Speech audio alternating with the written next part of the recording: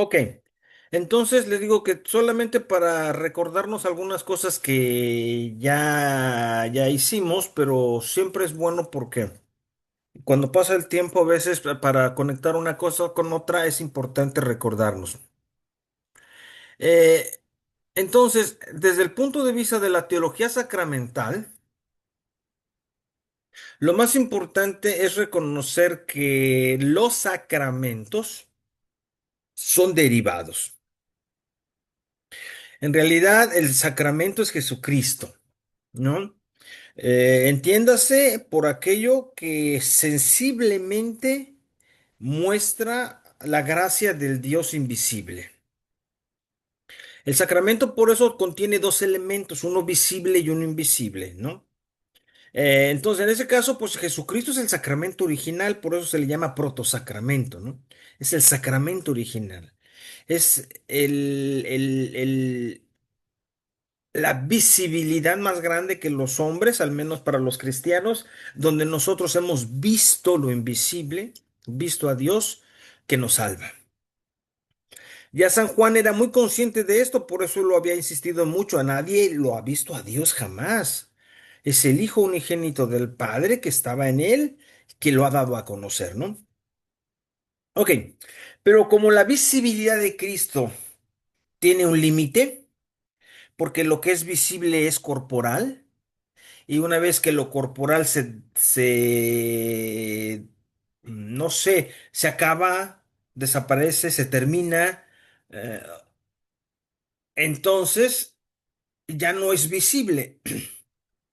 Por eso, ahora la visibilidad de Jesús es su iglesia. Por eso San Pablo desde muy al principio llamó a la iglesia el cuerpo de Cristo, ¿no? No porque Jesucristo no hubiese tenido un cuerpo, sino porque ya no tiene cuerpo, a menos no cuerpo visible. No sabemos cuando hablamos de que tiene una resurrección corporal, no sabemos lo que decimos realmente porque no sabemos un cuerpo que no sea un cuerpo físico. No tenemos experiencia de eso. No obstante, nosotros sostenemos que Jesucristo resucitó y a la derecha del Padre, pero no como alma, sino como persona, como persona. No, la Iglesia Católica no dice, e incluso para nosotros, ¿verdad? Para nosotros habla de la resurrección de la carne. Pero ¿qué es un cuerpo resucitado, una carne resucitada? No lo sabemos. Lo único que podemos saber y decir es que no es lo que somos hoy. No es un cuerpo que tiene hambre, no es un cuerpo que tiene sed, no es un cuerpo que tiene eh, necesidades físicas como las que tenemos, sino bonito chiste, ¿verdad? Entonces eso no es un cuerpo resucitado, es un cuerpo normal. Lo que sí podemos decir es que no es así. Pero ¿cómo es? No sabemos. Eso forma parte de tantas cosas que nosotros podemos decir, no es esto, pero no sabemos que sí es. Eso forma parte de toda la teología de lo que llaman los últimos datos, la resurrección, muerte, infierno, purgatorio, todas esas cosas. Que como no tenemos una experiencia de ellas, lo que único que podemos hacer es decir, no son así, no es así, como es hoy, pero decimos es mejor. Decimos, no tendrá la limitación que tenemos hoy. Y bueno, tenemos todo el derecho de decirlo así, y así es. Ahora bien, entonces, como Jesucristo ya no tiene cuerpo, su cuerpo en la historia, en el mundo, entonces es la iglesia. Por eso la iglesia es el sacramento derivado de Jesucristo, que es el único sacramento y el primero de los sacramentos, es un sacramento de salvación en el mundo. Las imágenes que yo les propongo son muy sintomáticas, ¿eh? Porque como ustedes pueden ver en esta pintura del siglo XVI, XVII, del Renacimiento italiano, donde Jesucristo es el visible del Padre, ¿no? Es el visible del Padre. Es muy interesante y también es una de las cosas que también a veces olvidamos. Y se los digo porque, por ejemplo, cuando le pedí a mi secretaria que hiciera un poco las filminas, ella pone una iglesia en la iglesia Sacramento de Salvación en el mundo. No, no estamos hablando de eso. No estamos hablando de templos. Los templos no son el sacramento. El sacramento es la iglesia, la comunidad de creyentes en Jesús de Nazaret. Y si hay que buscarle una imagen, hay que buscar la imagen de Bernini, ¿no? De la famosa atrio Vaticano, que significa, de hecho, lo pensó él así, lo pensaron los papas del momento, que la iglesia abraza el mundo. Por eso lo hicieron de esa manera, no, no es para que quepan muchas gentes, también caben muchas gentes, pero no es eso. Es decir, que la iglesia está abierta al mundo, que todo el mundo puede ser abrazado por la iglesia. Entonces, una vez dicho eso, que fue lo primero que yo le he dicho, recordamos otra cosa importante. Jesucristo mismo no funcionó con lo sagrado. Jesucristo mismo no funcionó, no pensó en lo sagrado, no pensó en la separación de lo sagrado, lo profano, espacios sagrados, tiempos sagrados, personas sagradas. No, no funcionó así, ¿no? Porque de hecho, una de las acusaciones fue eso, que él no funcionó así, que no respetó el sábado, que no respetaba a los sumos sacerdotes, que no respetaba el templo, es más, que dijo que se iba a caer, que se iba a acabar y que más bien empezó a hablar de otro templo, de otra sacralidad que era la de los pobres, que empezó a decir que Dios más que estar en un lugar físico estaba en la comunidad que se reúne, ayuda, parte el pan para los demás. Entonces, eso fue Jesús. O sea, Jesús no fue una persona religiosa, no fue una persona que defendiera la sacralidad. Al contrario, justo lo contrario, movió esta noción de sacralidad, la movió tanto que no cupo, ¿verdad? No cupo en el pensamiento judío de su tiempo. No, no, no cabía, no tenía forma de caber, no tenía forma de caber. Porque para ellos era muy claro, como para muchos católicos actualmente, que siguen funcionando así, ¿verdad? Dios está en el templo. Hay personas sagradas, hay días sagrados, ese día se debe de cumplir. Ese sistema, que es un sistema religioso, no es el sistema que Jesucristo previó, al menos para los suyos. Por eso, esto yo les he dicho, tiene que ver con lo que nosotros llamamos la encarnación.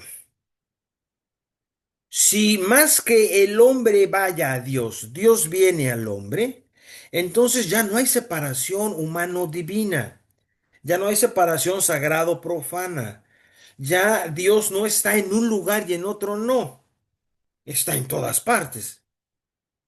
De hecho, me extraña a mí que los mismos que quieren encerrar a Dios en una cajita que le llaman sagrario o que lo quieren encerrar en un templo, ellos mismos sean los que definan que Dios está en todas partes. Entonces, ¿quién los entiende? Pues la presencia cambia, eso sí es cierto.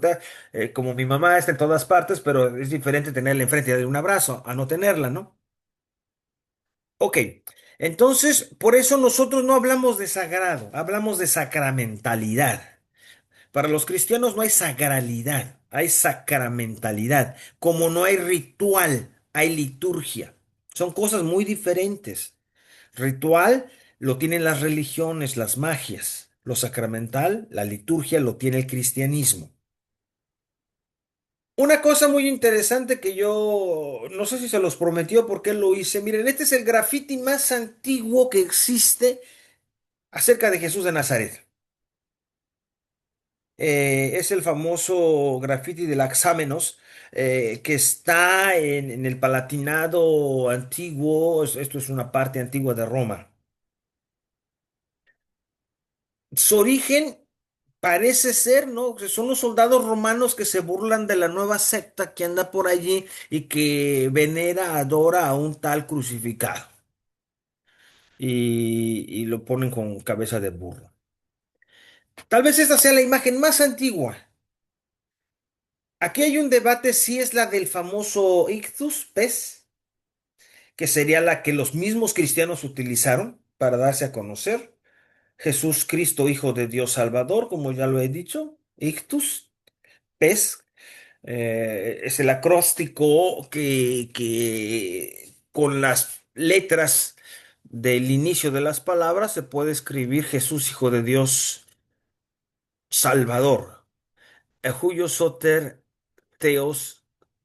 Entonces, en ese sentido, eso, eso se lo debemos a los cristianos. Los cristianos, los primeros signos que utilizaron fue ese pez. Y no por la pesca milagrosa, ¿eh? Eso no tiene que ver con la pesca milagrosa, tiene que ver con una manera acróstica de decir aquí estamos, donde ves un pez en esos lugares bajo la tierra, en las criptas, en esos lugares donde, no, donde estaba prohibido el cristianismo, ellos ponían un pez para decirse a modo de símbolo oculto, aquí hay cristianos.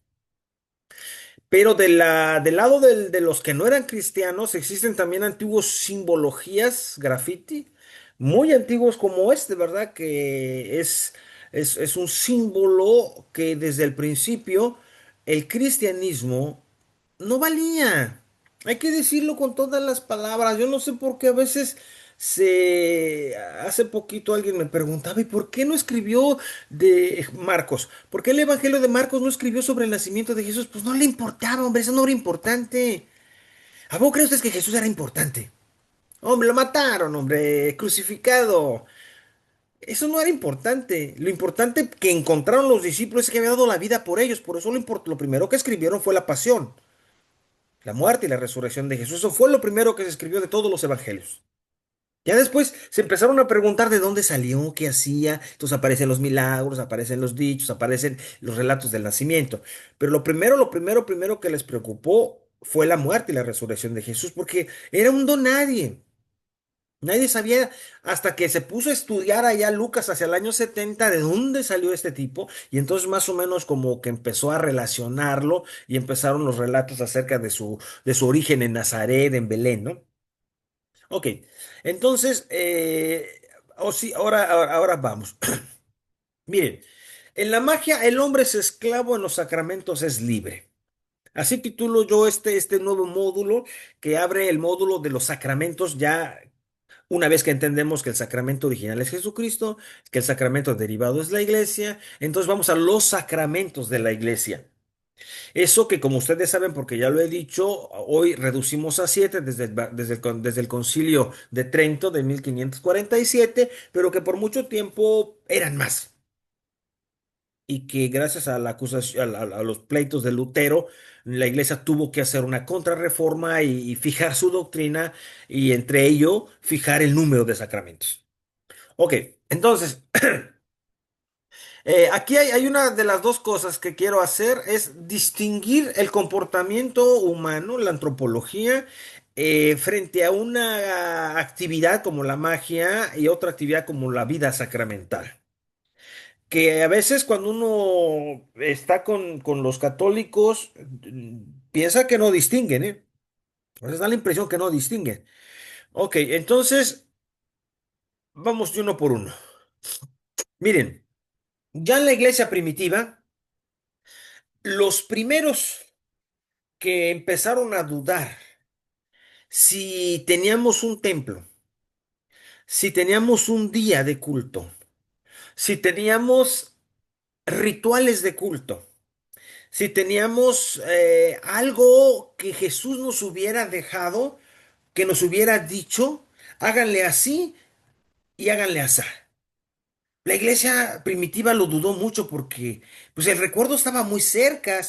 Jesús les había dicho tantas cosas en contra del templo, en contra de la religión, en contra de la sagralidad, que pues no les quedaban ganas, ¿eh? Ellos tenían en su mente y si acaso dos cosas muy claras. Hagan esto en memoria mía. Y se refería a celebrar la fracción del pan, que con el tiempo se llamó Eucaristía y malamente por un error banal de lengua se llamó misa. Pero aquí está el punto, aquí está el punto. El punto está en que la comunidad primitiva,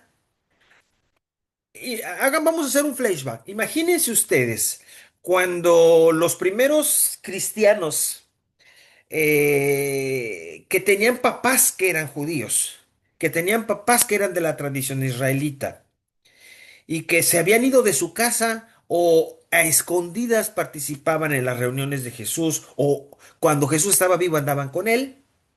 Y después ya una vez que muerto está Jesús, ellos siguen reuniéndose para hacer lo que Jesús les dijo que hicieran.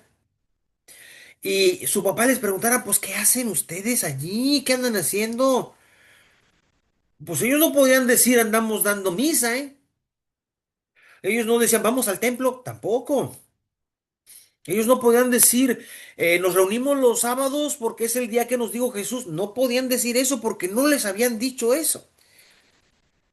Entonces, ¿qué decían? Pues partimos el pan, como Jesús nos enseñó. Eso de partir el pan significaba mucho. Significaba que nadie quedara sin comer. La Eucaristía fue primero un modo de autosustentabilidad, del grupo. No fue primero una liturgia.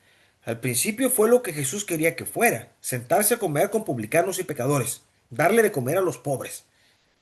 Es lo que Jesús hacía. Entonces, ellos cuando les preguntarían, pues no sabían qué decir, porque Jesús no les dejó nada, ni escrito ni dicho, excepto hagan esto para recordarme, en memoria mía. Otra cosa que muy probablemente sí dijeron es que vamos a orar. ¿Y cómo hacen para orar? Como el Señor nos enseñó. Y decían, Padre nuestro que estás en el cielo, santo. Son los dos únicos recuerdos que podían haber tenido para decir lo que hacían cuando se reunían, muchas veces a escondidas. E insisto mucho en esto porque no hay templo, no hay día sagrado, no hay persona sagrada. Y bueno, ¿quién es el sacerdote? Pues nadie. Porque nadie es sacerdote, todos somos iguales y todos somos sacerdotes, todos somos servidores. No hay así como uno que dirige, porque Jesús nunca hizo esa estructura. Ah, pero Pedro, a ver. A Pedro no le dijo que iba a ser el que iba a presidir la Eucaristía, ¿eh?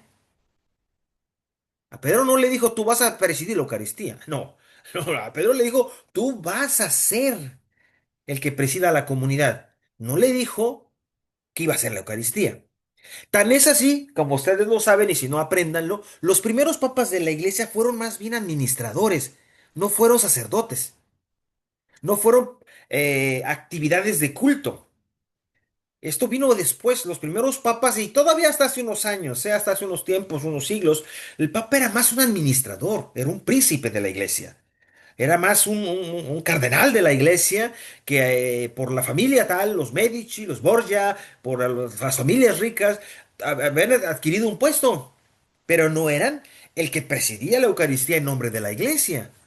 En ese caso, los episcopos serían más bien los que funcionaron. Fue hasta que después se dijo, del año ya más o menos el siglo séptimo, que la sede de Roma iba a ser un obispado y el obispo de Roma iba a ser el que preside a los demás obispos de la Iglesia Católica. Fue entonces que se creó un obispo, no solo un administrador, como presidente de los obispos de la Iglesia Católica. Entonces ya entró la figura de un papa, más o menos no solo papa administrador, sino también papa que da misas, papa que santifica, papa que ordena, papa que se refiere un poco a la liturgia.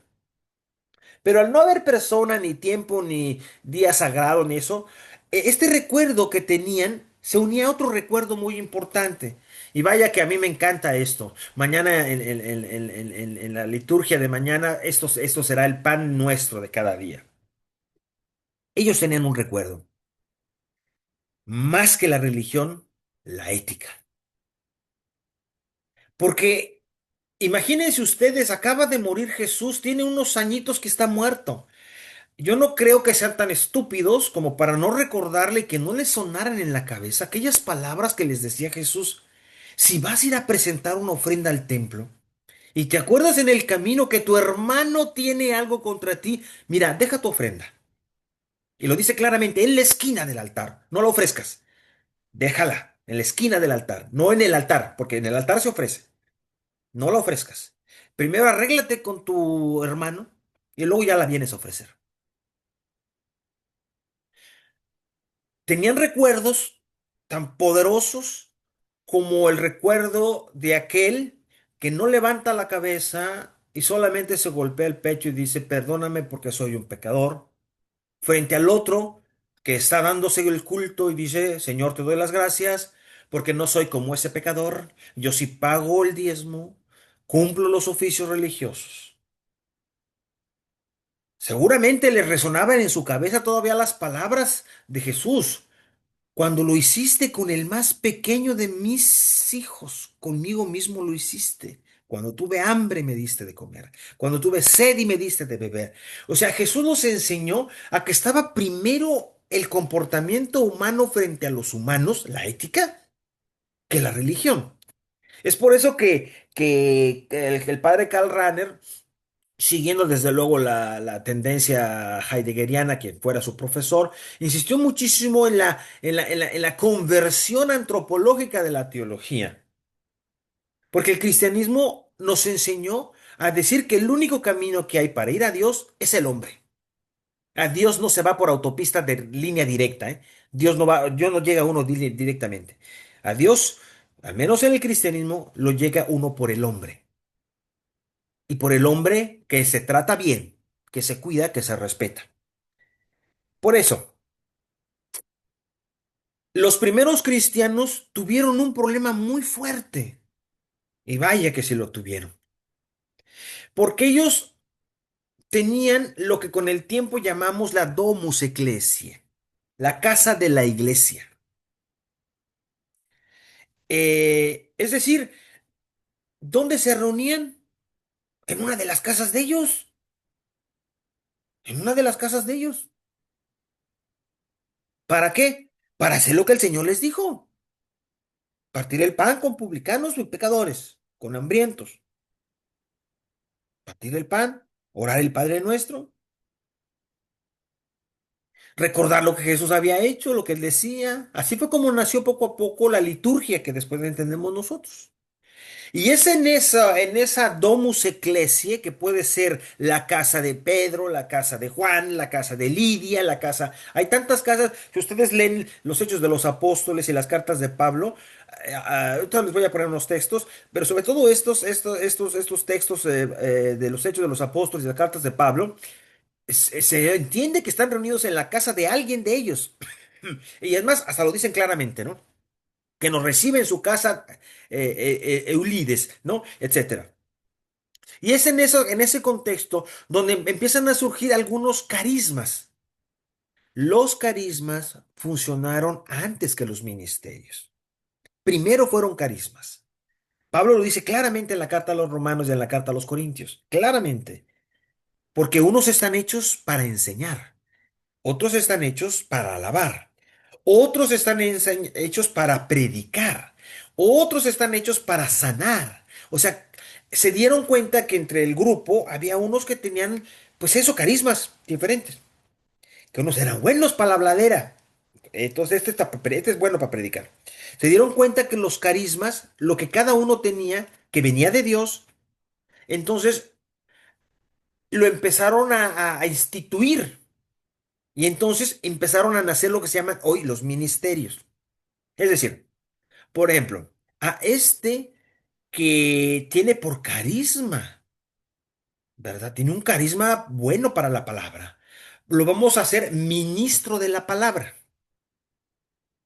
A este que es muy bueno para atender a los enfermos, lo vamos a hacer ministro de los enfermos. A este que es muy bueno para administrar todo lo que tiene, para llevar adelante lo que trae la gente y ordena la comida y todo, a este lo vamos a hacer diácono. Así surgieron los diáconos. Ministro de Economía, diríamos nosotros hoy, ¿no? Y entonces así empezaron a surgir los ministerios, pero primero fueron los carismas y luego vinieron los ministerios. Ya que estén ordenados o ordenados, eso vino mucho después, ¿eh? Eso vino mucho después. En la casa de la iglesia, que generalmente es una casa de alguien. No hay templos. La Iglesia Católica no vivió de templos, no tuvo templos. Y yo soy de los que piensan que no tendríamos que tener tanto pánico porque no los tengamos un día. No hace falta realmente, ¿no? No hacen falta realmente. Ok, entonces hay una cosa que también es muy importante y es lo siguiente. Cuando ustedes se dan cuenta que los primeros ministerios están relacionados con aquello, con aquello que los primeros cristianos empezaron a desarrollar, vamos a decirlo así, eh, como forma de vida real, entonces es algo que viene muy tardío, porque nosotros ya estamos en el año 200, sino que 300, ya tiene un siglo, más de un siglo muerto Jesús. Y entonces la iglesia empieza a organizarse poco a poco porque empieza a haber más gente. Ese es uno de los fenómenos, empieza a haber más gente. Y entonces, por ejemplo, si ustedes leen la carta a Filemón, que es una cosa de las más extrañas que existen, porque como ustedes saben, Filemón es un discípulo más o menos de Pablo, según lo que dice el texto. Está esto que yo digo, ¿no? Porque el saludo siempre es la iglesia que se reúne en la casa de. Por ejemplo, el primer capítulo de la carta a Filemón. Pablo, prisionero de Cristo Jesús, y Timoteo, el hermano, a nuestro querido amigo y colaborador Filemón, a la hermana Apfia, a nuestro compañero de armas Arquipo, y a la iglesia que se reúne en tu casa.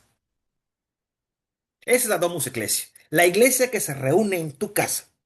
Gracia y paz a ustedes de parte de Dios, nuestro Señor Jesucristo. Si ustedes ven en la carta a los tesalonicenses, el primer documento más antiguo, el más antiguo de todo el Nuevo Testamento, ¿eh? Esta se escribió antes que Marcos, la primera carta de los tesalonicenses. Y es una cosa muy interesante, apréndaselo porque eso es una cosa interesantísima, que antes de que un evangelio existiera, existían las cartas de Pablo, la primera de los tesalonicenses, más o menos entre el año 50. Claro, Pablo era organizado, Pablo era formado y empezó la evangelización del mar Egeo y todas esas cosas, los puertos. Entonces él enviaba cartas. Entonces la carta a los tesalonicenses es el documento más antiguo del Nuevo Testamento. Y ahí ustedes lo pueden ver allí mismo, como también, luego en el primer capítulo, cuando saluda Pablo, Silvano y Timoteo a la iglesia de los tesalonicenses en Dios Padre y en Jesucristo, a ustedes gracia y paz a la iglesia de los tesalonicenses. Aquí sí no dicen cuál casa, pero dice a la iglesia de los tesalonicenses. Romanos 16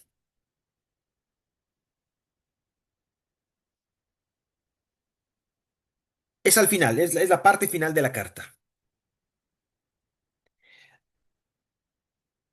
Les recomiendo a Febe. Febe, qué bonito nombre, ¿no? Póngale así a su hija Febe. Nuestra hermana diaconicia de la iglesia de Cencreas. Recíbanla en el Señor de una manera digna de los santos y asístanla en cualquier cosa que necesite de ustedes, pues ella ha sido protectora de muchos, incluso de mí mismo. Saludos a Prisca y Aquila, colaboradoras mías, que en su casa hemos reunido a la iglesia. Y no soy yo solo quien está agradecido. También todas las iglesias de la gentilidad saluden a la iglesia que se reúne en su casa. Bravo. ¿Ven? Esto nos dice, nos deja clarísimamente cómo se organizó la iglesia. ¿Cómo se organizó la iglesia? No es ¿cómo decir? No es un invento. O sea, la iglesia se organizó de esa manera al principio. Y era una forma como la iglesia fue poco a poco organizándose y hay que decirlo, como tenían tan cercas el recuerdo de Jesús, como tenían tan cercas el recuerdo de Jesús, que les había dicho cosas pues que no entraban con un culto religioso, pues entonces no lo tenían. La primera carta a los Corintios, luego también para iniciar, saluda así. Pablo, llamado a ser apóstol de Cristo Jesús por voluntad de Dios, y Sóstenes el hermano, a la iglesia de Dios que está en Corintio, a los santificados en Cristo Jesús llamados a ser santos, con cuantos en cualquier lugar invocan el nombre de Jesucristo, Señor nuestro, y de ellos, gracia a ustedes, paz de parte de Dios, nuestro Señor Jesucristo y del Señor Jesús. ¿Ven? O sea, esto deja clarísimo la idea que quiero decirles. Los cristianos, al no tener templos, porque Jesús les dijo que no tuvieran templos, es más, vaticinó que no habría ni en Jerusalén ni en Jericó un templo, sino que se iba a adorar en espíritu y en verdad, los primeros cristianos, pues lo hacían en sus casas. ¿Qué pasó? ¿Qué pasó? Que surgió la Domus Dei. Antes la domus era eclesia, la casa de la iglesia. Si los cristianos entendieran que la casa no es de Dios, sino de ellos, tendrían las iglesias más bonitas y más cuidadas. Pero como es de Dios, que la cuide Dios y la sacristana. Como es de Dios, vaya que la cuide Él. Si fuera, si ellos, si los cristianos nos apropiáramos las iglesias, porque son nuestras iglesias, es donde nos reunimos nosotros para comunicar la experiencia que tenemos de Dios. Y no es porque Dios esté allí, Dios está también en tu casa, en el bar, en la tienda, en todas partes. Pero el problema es eso, ¿verdad? Que vino una romanización de la iglesia. Cuando la Iglesia Católica salió de los límites del Medio Oriente y el apóstol Pedro se fue a Roma, donde lo mataron, donde también después mataron a Pablo. Entonces, y como es la capital, era la capital, entonces tal vez si no se hubiera ido a Roma no hubiera crecido tanto. Al principio, después tal vez sí. Pero uno de los focos que se dio para que el cristianismo se hiciera muy grande es que se fue a Roma. Pero los romanos, como siempre, han sido muy organizados. Discúlpenme, pero las primeras vías, hoy llamamos carreteras, las primeras vías de comunicación las hicieron los romanos. Se podía llegar por camino de cualquier parte a Roma. El atrio es un invento cristiano y concretamente romano. Por no hablar de los baños, por no hablar de los acueductos. O sea, Roma era Roma, no ha habido un imperio tan civilizado que haya civilizado tanto el mundo, tanto a los salvajes bárbaros que venían de la Serra Teutona como a otros. O sea, pensar que eran tan abiertos y tan universales, tan globalizadores, como lo fueron también los españoles, tan globalizadores, que un español Trajano fue también obispo de Roma y también fue emperador romano. Se lo fueron a traer a España, ¿eh? Y este creó, creó los principales acueductos y el camino que iba derecho a Santiago de Compostela. Eso que llaman la ruta de Santiago. Entonces, los romanos fueron los romanos, pues. Y estaban tan organizados y no rechazaban a nadie. Todas las religiones existían en Roma. Cada familia podía tener la suya. Con tal de que te inscribas, hagan de cuenta que parece que estoy hablando de Alemania. Con tal de que te inscribas, pagues tu impuesto, declares lo que haces, cuándo lo haces, en dónde lo haces y cómo lo haces. Día santo, ¿cuándo? ¿Dónde? Lugar santo. ¿Cómo? Rito santo. Ese esquema es gracias al edicto de Milán del año 313 de Constantino, que se hizo y que intentó hacer la iglesia la intentó hacer para todos.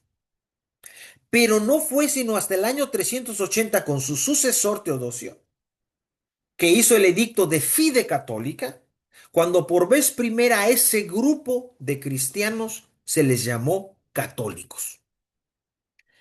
Fe para todos. Catos holos.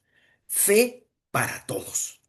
Con eso, la experiencia cristiana de celebrar en sus casas, de partir el pan como Jesús lo hacía, de rezar como Jesús decía que rezáramos, oráramos, se transformó en una institución organizada con días de culto, con una liturgia prevista de culto y sobre todo con una organización que valiera para todos.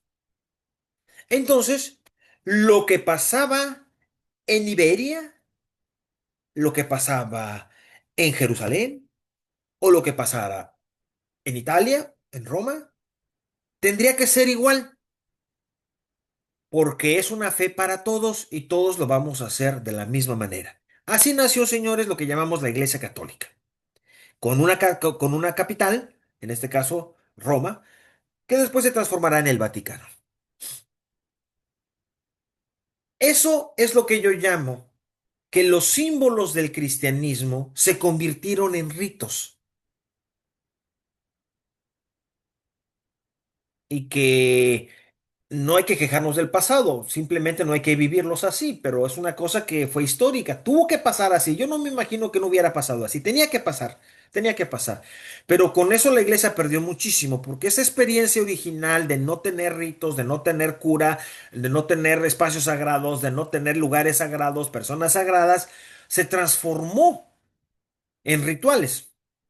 El día domingo hacemos esto, el día tal hacemos aquello, tal persona lo dirige, etcétera y etcétera. Pues sí, lamentablemente. Hay una cosa, aquí hay un error, perversión. Falta una I en vez de una O. La perversión polimorfa. ¿Qué quiere decir esto? Esta es una expresión freudiana. Freud la escribió, después Carlos Gustavo Jung medio la arregló el asunto, porque Freud no era malo, solamente que era muy duro. Y es verdad que decía cosas muy verdaderas, pero no veía la otra parte del asunto. Carlos Gustavo Jung, que verdaderamente es el creador de la psicología profunda, le remedió el asunto. Pero para Freud, los rituales, incluidos los de la Iglesia Católica, eran un comportamiento infantil de una perversidad de muchas formas. ¿Cómo lo explicaba? Y tenía razón.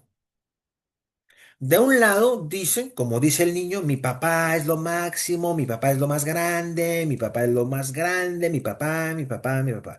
Dios es todopoderoso, Dios es magnífico, Dios es trascendente y todo lo que tú quieras. Pero por otro lado tú dices, si yo le rezo así, lo manejo. Si yo pongo este vasito acá, lo manejo. Si yo le hago así, lo manejo. Eso se vuelve perverso. O sea, primero me dices que es el guanaguana, ¿no? Como dicen los del Camerún, del Congo, para decir a Dios lo grande, lo máximo, el guanaguana. Primero dices que Dios es el máximo y el todopoderoso, y luego dices que le haces tres cositas y dices tres palabritas y lo manejas. No, hombre, eso es infantil, eso es infantil. Pero piénselo si no es verdad que a veces funcionamos de esa manera, ¿eh? Piénselo, piénsenlo. O sea, yo no digo que no manden decir una misa por el eterno descanso de alguien, no digo eso, pero digo que no por eso crean que va a pasar algo. Eso déjenselo a Dios, ya que que haga lo que Él quiera. Miren, por eso digo yo, que aquí está la grande diferencia entre la magia y la liturgia. En la magia no hay libertad, estás esclavizado al ritual. Hay palabras mágicas, gestos mágicos. No solamente es el abaracadabra, sino el tomad y comed todos de... Ven, al punto que han llegado que por muchos años, hasta que el Papa Francisco se le ocurrió decir, ya basta de decir vosotros a los que no entienden esa palabra, que digan ustedes. Vaya, porque es que el español de la América Latina, que tiene mucho más católicos que el español del castellano, no dice así, no habla así. Hay uno que otro colombiano, uno que otro argentino hablan así. Sos. Pero no es sos, es sois. Pero ellos dicen sos, ¿no? Vos. Está bien, hombre. Pero esa forma de hablar, tuvo que venir la Biblia de Jerusalén a decir que se podía traducir de otra manera. Después la Biblia latinoamericana, desde luego, para entender que no tenemos que ser esclavos de las palabras, que no es porque dices tomad y comed o tomen y coman que va a surtir efecto la consagración, porque de eso creían la gente. La gente pensaba que tenía que decirse exactamente las palabras, o bueno, tenemos que decir en arameo, porque si Jesús las dijo en arameo y no pasan al español igual. Pero cálmense, los cestos. Es que tienes que poner. Yo, afortunadamente, yo nací en otra situación, pero el padre que fue mi padrino para la primera misa que yo celebré, el padre Miguel Galván, me dijo, mira, fíjate, como fuera en otro tiempo, cuando yo la celebré, él ya tenía sus 40 años de jura. Cuando yo celebré la primera hace 27 años. Entonces decía, mira, cuando yo celebré la primera misa, el padre que estaba conmigo me dijo, es que tienes que poner las manos exactamente 5 centímetros arriba de la hostia y tienes que levantarla y estar arriba de ella exactamente 1 minuto. Y, y yo decía, qué mal que le tocó eso, padre, qué mal, qué bueno que a mí no. Porque eso es magia, eso es magia. O sea, ahora resulta que tengo que hacer exactamente ciertos gestos, cierta palabra, la abracadabra, y hacer el gesto, la mano, el pie, para arriba, para abajo, de una manera exacta. Estoy esclavizado al ritual, a las palabras mágicas, a los gestos. Eso es magia, señor. Eso no es liturgia. Eso es magia. No estamos para repetir. O sea, mira, ni siquiera sabemos cómo lo hizo Jesús. Si vamos a repetir lo que él hizo, primero que los cálices no sean de oro, por favor. Para empezar. Que el vino no sea de buena calidad, por favor. Y que el pan menos sea hostia. Si vamos a eso. Pero no lo vamos a hacer porque Jesús no pretendió eso. Jesús no pretendió eso. No pretendió que hicieran lo mismo. Hagan esto en memoria mía. No quiso decir, háganlo exactamente como yo lo hice. Nunca. Por eso, miren, les voy a platicar un chisme. Les voy a platicar que incluso en la Edad Media se hablaba de un ex opera operato. A partir de lo que se hace se realiza. O sea, dices tú, si se hace como se tiene que hacer, tiene efecto. Si no, no. Miren, había una posición incluso de ese tipo, porque eso sucedió mucho en la Edad Media cuando mucho cura era no solo libertino, dinerero, sino que era inculto. Miren, yo he encontrado, bueno, muchos saben esto, yo he encontrado, como se dice, códigos de derecho sacramental en donde se le pide al sacerdote, al que va a ser ordenado sacerdote, entre otras muchas cosas, tres. Una, que no sea feo, que no dé risa a la gente, que no dé asco a la gente, o sea, que no sea feo. Dos, que tenga por lo menos una mujer. Tres, que sepa leer. Es el colmo, Dios mío. Es el colmo. O sea, que eso quiere decir que había gente que no sabía ni leer. Claro, los hijos de los príncipes, ¿para qué leen? Si ya tienen todo. Y resulta que quiere ser padre, pues órale. Entonces, porque se inventaron eso de que si se hace bien, funciona. Ja. O sea, si lee bien, si tiene la capacidad de leer bien y de hacer los gestos que se tienen que hacer, entonces hay un efecto. La misa tiene validez. Dices tú, ¿y Dios aquí en esto qué? ¿Qué Dios no tiene nada que ver en la validez o qué? O sea, es increíble a lo que ha llegado tristemente la Iglesia Católica a pensar en esto, ¿verdad? Que dices tú, o sea, si se hace bien, entonces tiene efectividad. En resumidas cuentas, lo que querían decir es que si se dicen las palabras exactas, si se dice la forma exacta, entonces el pan se convierte en cuerpo de Cristo, el vino se convierte en sangre de Cristo. A ese punto. Aunque no tengas fe, aunque no creas nada, aunque seas un idiota que no sabe ni leer. Bien, por eso, en contraposición a esto, la liturgia, no el rito, no la magia, la liturgia funciona como un encuentro de libertades, donde la libertad de Dios se encuentra con la libertad del hombre, ¿eh? Porque Dios no está sujeto a un ritual. Y tú puedes hacerlo muy bien, ¿eh? Con las palabras mágicas si quieres, pero si a Dios no le da su gana, no pasa nada, ¿eh? Dios está libre, no está obligado, ¿eh? No porque dices tres palabras mágicas lo obligas, ¿eh? No porque digas las cosas bien dichas en la lengua oficial y no por eso funciona. O sea, Dios no es un muñequito que estás manejando. Dios es libre. Y si Él quiere, da su gracia. Por eso las oraciones, lamentablemente hay algunas oraciones que todavía respira este concepto anterior al Concilio Vaticano II, pero las oraciones tienen que ser, si quieres, Padre, bendito seas. Derrama tu gracia, no te obligo, derrama tu gracia sobre estos hijos tuyos que quieren. Te suplicamos, Padre, que, o sea, no es obligatorio, ¿eh? Siempre es una libertad, si tú quieres. Pero del otro lado también está la libertad del hombre. También es el hombre que es libre. Tampoco el hombre está obligado a hacerlo así o asá. El hombre tampoco está obligado a hacerlo así o asá. Hay un mínimo de legalidad. Hay un mínimo de legalidad. Es el mínimo de legalidad que tiene que ver con el símbolo. Y es por eso que los sacramentos no son rituales.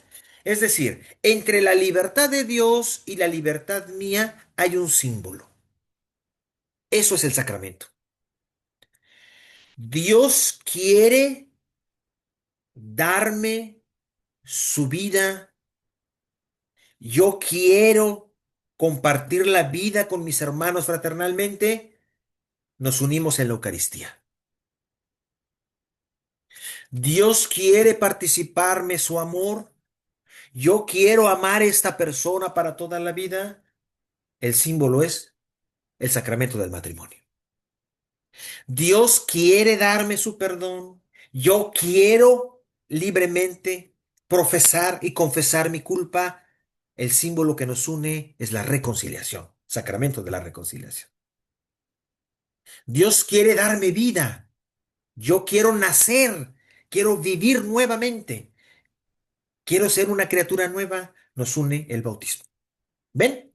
Si no hay dos experiencias detrás, la experiencia de Dios y la experiencia humana, el símbolo no sirve de nada, aunque diga las palabras mágicas. Ahí está el margen de la libertad. Ese, amigos, ese es el grande, grande desafío de la Iglesia Católica hoy, que o sigue consumiendo rituales mágicos o vive la libertad de los hijos de Dios, que a través de un símbolo reciben la libertad del Dios que los quiere sanar, liberar, redimir. Por eso, los sacramentos son esa expresión simbólica de la experiencia de la vida. Hay una vida que tenemos y que libremente estoy dispuesto a celebrarla porque Dios es libre de darme lo necesario para que esa vida sea una celebración. Una expresión simbólica. Esa es una expresión simbólica. Bien,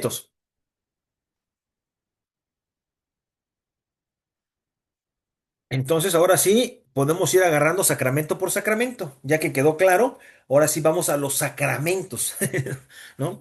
Ahora sí vamos a los sacramentos. Después empezamos desde luego por el bautismo y seguimos. ¿Alguna cosa que quieran decir?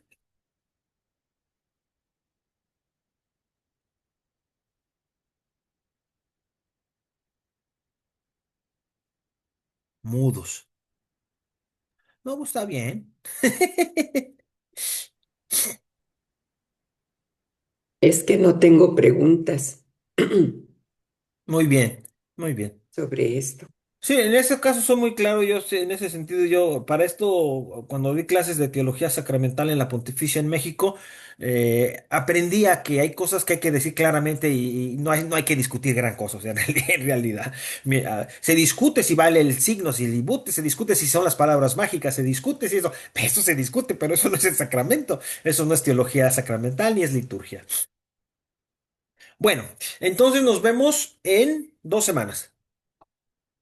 ¿Sale? Y empezamos el sacramento del bautismo.